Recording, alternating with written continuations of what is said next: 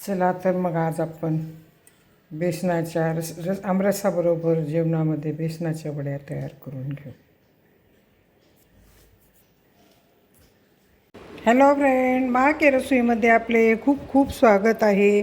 आज मी तुम्हाला बेसन वड्या करून दाखवते. हो काय, बेसनाच्या वड्या येतात माझ्याकडे ह्या रसाबरोबर घेते. तर हो काय, हे लसूण आहे थोडा, हे शेंगदाण्याचं कूट आहे, हळद आहे, मिरची आहे आणि हे बेसन आहे. ह्याच्यामध्ये मीठ टाकायचं विसरले. घट्ट बेसनाच्या वड्या करायच्या आणि रसाबरोबर खायच्या. आता हो काय, 1 चमचा मीठ लागते. 1 चमचे का तर परत ते घट्ट झाल्यानंतर त्यात मीठ टाकता येत नसते. आता हो का, इथं तेल गरम ठेवलं. त्या तेलामध्ये मी मोहरी टाकायली, जिरे टाकायले. तेल गरम झालं चांगलं.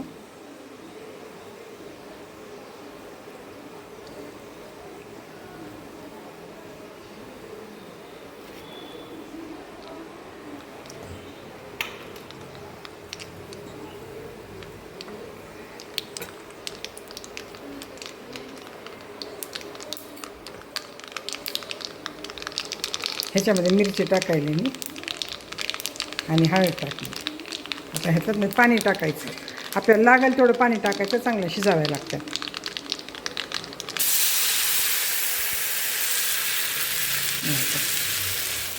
एवढं पाणी लागतं आहे त्याला. चांगल्या शिजल्यानंतर त्या काढाव्या लागतात आणि पुन्हा एका ताटात नाही तर कशात तर थापून घ्याव्या लागतात. आता ह्याच्यामध्ये सामान टाकले सगळं.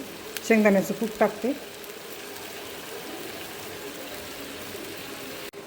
आता हे का, ह्याच्यामध्ये हे पाणी चांगलं उकळलं आहे. आता ह्याच्यामध्ये हे बेसन आणि मीठ टाकायचं. बाकी सगळं सामान त्यामध्ये टाकलं. हे का, बारीक करायचं आणि चांगलं हलवून घ्यायचं. ह्याला गाठ राहू द्यायची नाही.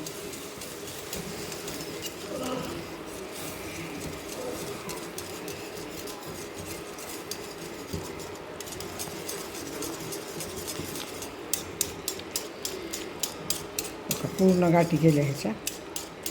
एखादी दुसरी राहत असती, त्याला हलवावं लागते सारखं असं. आता ह्याला चांगलं शिजू द्यायचं.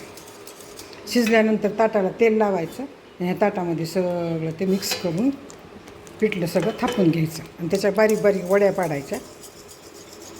सांडग्याची भाजी, रस, धिरडे.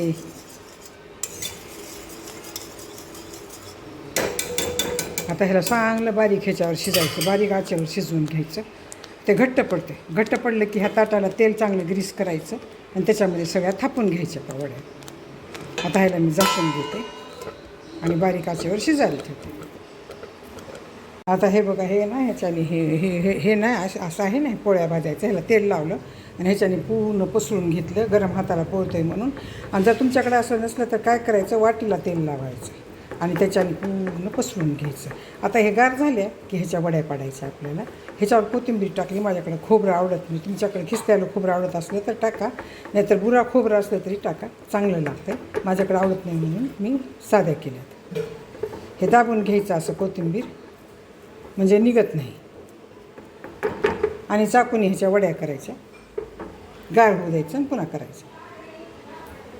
बघा, ह्या वड्या चांगल्या तयार झाल्यात. हो का, चाकूनी कट केल्यात. हो का, अशा निघतात लगेच. असं काढले की असं निघतात आणि अशा पालती घालायची. आपल्याला ज्यावेळेस वाढायचं त्यावेळेस सगळ्याला काढून वाढायचं. हो का, अशा रसाबरोबर खूप छान लागतात बरं. पालती आहे हो का, ही सवायची. माझ्या जर हे बेसन पिठापासून तयार केलेल्या वड्या तुम्हाला आवडल्या असतील, बेसनाच्या वड्या तुम्हाला आवडल्या असतील तर सबस्क्राईब करा, लाईक करा, बेल आयकॉन क्लिक करून कमेंटमध्ये मला सांगा की तुम्हाला माझ्या ह्या बेसन वड्या कशा वाटल्या. हे बघा, अशी करावी लागते. जास्त जाड पण करायची आणि जास्त पातळ पण करायची नाही. धन्यवाद.